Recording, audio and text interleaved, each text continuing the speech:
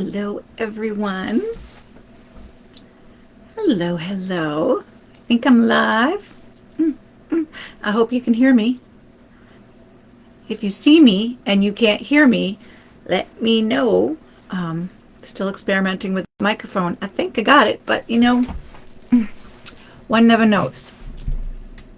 I think I actually didn't use the microphone last week that I thought I did. It's fine. It's fine. I think I've got it. I think I've got it. I'm just gonna sit here and take a few moments to see if anybody wants to pop on and join me in this fabulous conversation on this absolutely gorgeous day here in the Northeast, Rhode Island, to be specific.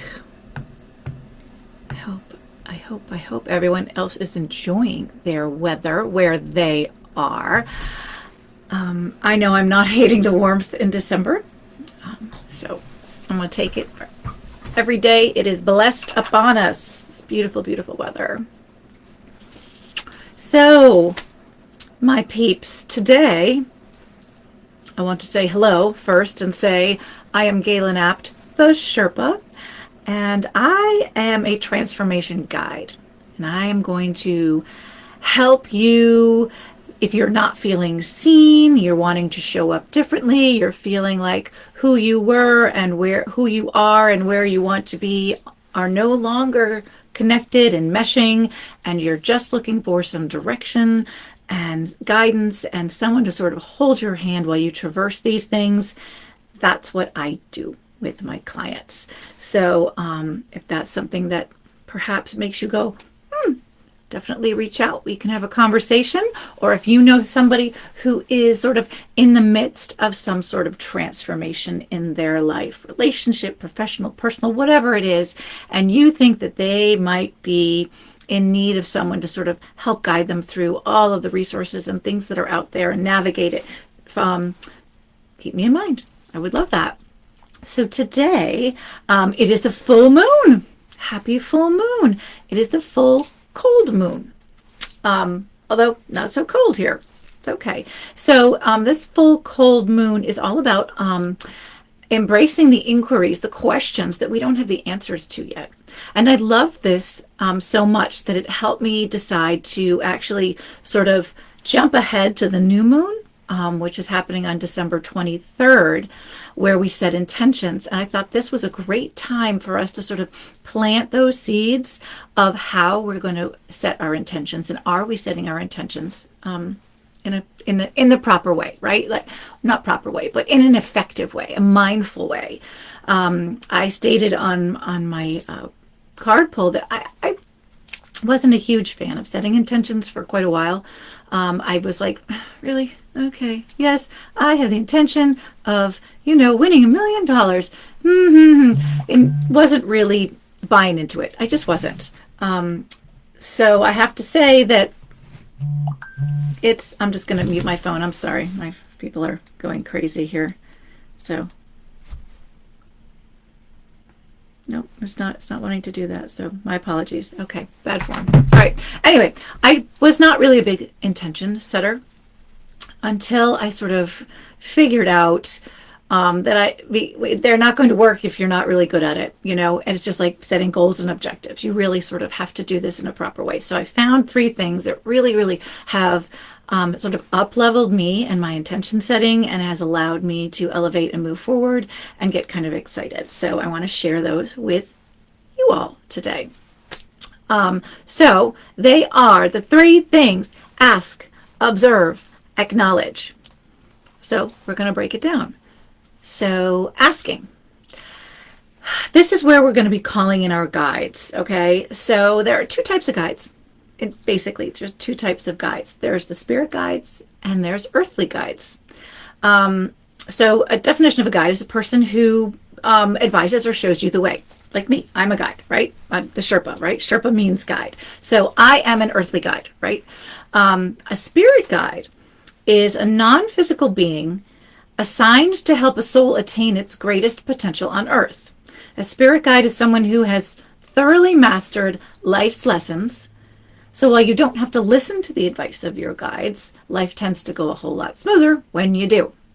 So, earthly guides are those who have been studying, searching, learning about themselves and others, and are called to work in fields where they help others navigate what they've gone through. So you've got your therapists, your coaches, of all sorts, in all sorts of genres and realms. People out there just saying, "Hey, I'm this crazy junkie of information, and I want to learn as much as I can, and then I want to disperse that information and that wisdom to as many people who will want it."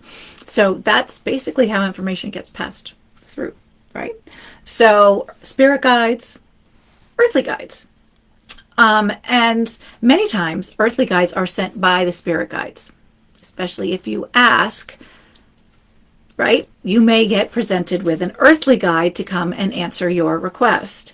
Earthly guides can come in pretty much any form. Okay, so they can be from children to adults. They can be quick interactions, long-term relationships, someone at a coffee shop or a best friend, or some sort of professional, like a therapist, a coach, a teacher, someone who comes in and just has some sort of synchronistic impact in your life in some way is an earthly guide. And usually everyone gets used as an earthly guide in some way at some time. I also have called those people angels. When something happens and, someone comes to my rescue, I get a flat tire and someone stops, helps you. I always say, "You're my angel," right? So they're an earthly guide helping me out. Spirit guide saying, "Oh, she needs a little help. Let's send her this person." The one thing that I think a lot of us didn't realize, and now the word is getting out, but I want to spread this word as well, is that you can't get help from your spirit guides until you ask for it. So they are there to help us. They want us to be successful, get everything we desire. They're ready, willing, and able to help us, but they must be asked. We actually have to ask for help.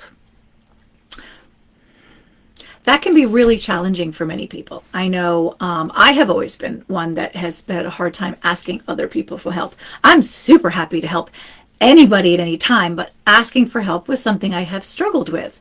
So this was like, oh gosh, asking for help. Sure, that sounds uncomfortable and like not something I really want to do. But once I've started settling into it, it's getting easier and easier. And now I know that that's how they want to be treated. That's how they want to be interacted with. It makes it a lot easier. So that is the first step, is to ask. So you've got your intention setting and you want to head in a certain direction. Ask your spirit guides, help me out here. I'm sort of at a loss, or this is what I'd like to accomplish. And I'm looking for whatever way that needs to happen. I'm open to whatever that might be. That's the first step. The second step is to observe. And this is often a step that we totally forget. We ask and then we walk away and just, hope something comes in the mailbox, I guess. I don't know. But you need to be aware of what and how those messages are being given to you, right? So people, earthly guides, symbols like feathers or coins, music, animals, seeing repeating numbers, synchronistic events, articles, books, podcasts. When you ask for something, you need to then be open and aware of what is being presented to you. Because the guides want to help us, right? They want to help us with our intentions and with our desires. So they're going to experiment to find ways that you're paying attention, things that catch your attention. So for instance, a couple years ago, I was at a point where I was just going through some big vulnerability and having self-trust and self-belief issues and just a lot of doubt coming up, a lot of imposter syndrome, just like, oh, am I crazy? What am I doing? And just feeling overwhelmed and like I wanted to skitter back into my hole. And so I said, I really just need some help. I need something to help me through this. This is a really hard time for me. Please help me. And within minutes, of that request, as I was scrolling through Facebook, because I just sort of was like, oh, please help me. And I'm just scrolling. Up pops this advertisement for a book called The Trust Frequency. And I was like, oh, that's interesting. And I sort of like, I scrolled by it. And then I was like, no, I'm going to go back. I want to know what that is. So I looked into it, and it was like, oh, this is interesting. And I did a little more research and a little more reading about the book. And I'm like, oh, I think this is what I need. So I ordered it. And it was exactly what I needed. And that happens a lot to me. I will ask, and often it comes to me in the form of a book, or someone recommending a book, or a podcast. I'm a big researcher. I like to seek out the whys. Why do we do these things? Why am I behaving like this? Why am I feeling like this? Why are they doing that? Why? I want to know the why. So I am a seeker of knowledge. So the universe knows I'm always seeking knowledge, and provides me with fabulous things from earthly guides that have created these things. So is it the book here? Let me see. Hold on. Yes, it is. It is. So here it is. Have it right here. My fabulous book collection, The Trust Frequency. So I love this book. It's a wonderful book, and I just always keep it near me. So that was something that helped. So that's an example of asking for something and observing, and then being aware of what is being presented. That's huge. So the final step in this intention setting is to acknowledge. To basically say, it's like a verbal thank you note. Thank you so much, because the guides want to send us what we want. And if they know how you're receiving it, they can send you more. But if they are like sending you feather after feather, and you do not pay attention to feathers, that's not going to work. Or if you see the feather and you're not making a connection, and it's not working for you, they're going to communicate in some other way. Maybe they'll send you an advertisement for something. Maybe they'll have somebody bump into you, like at the coffee shop, like I said.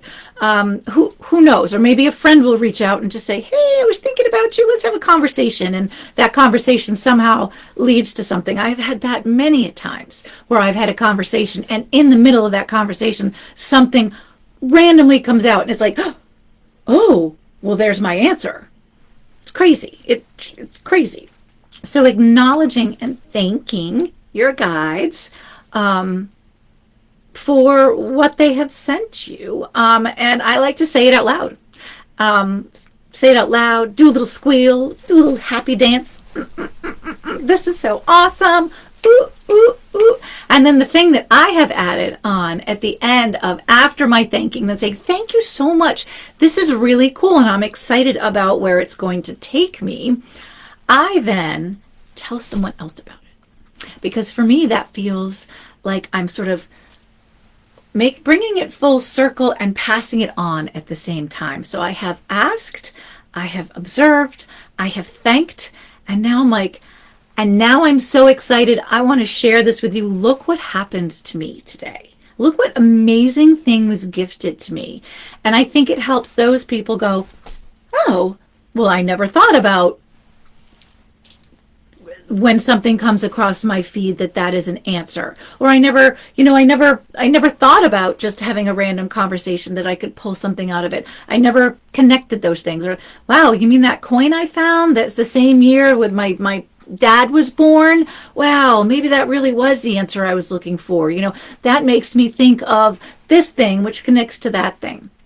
So telling someone else, sort of sharing the wealth so that they can be open as well, I think just feels like a really nice sort of like, it's like giving a referral to someone, right? Like, you need to work with this person because they're amazing. So it's me sort of referring spirit guides, saying, you totally need to ask your spirit guides for some help when you're setting your intentions, because it's just badass. I'm just going to say it. It works really well.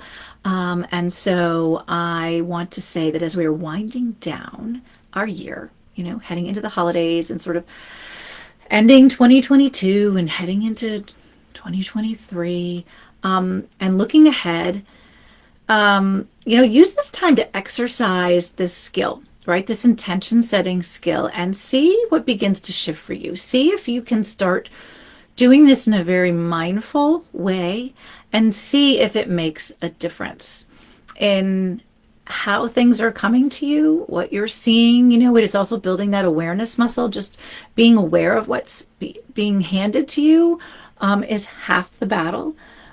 So, if you can up level your intention setting, I mean, that you're going to be a total rock star. Trust me, you're going to love what happens. So I'm curious as to what your thoughts are on intention setting. Are you a master asker? Um, or a quiet doubter, or somewhere in between? I would love to know what people's thoughts are on setting intentions. Around the new moon, especially. I think the new moon it's also a great way to remind us to do it, because sometimes we forget. So it's a monthly reminder to do it. Or excuse me, the new moon is the intention setting. But I'm using this full moon to help us sort of plant those seeds, do the groundwork so that we can start up leveling our intention setting. So I hope you found this interesting. Please feel free to share it with anyone that you think that they might find it interesting as well. And I hope you have a wonderful weekend. And I'm just going to do a quick check to see if anybody popped on, because I was just babbling. And I know I'm at a weird hour this week. So anyway, reach out to me if you have any questions. If you want more information about the Trust Frequency book, I'm happy to send you the information. I just got it on Amazon, so wherever. Lovely book. And enjoy your weekend. Namaste.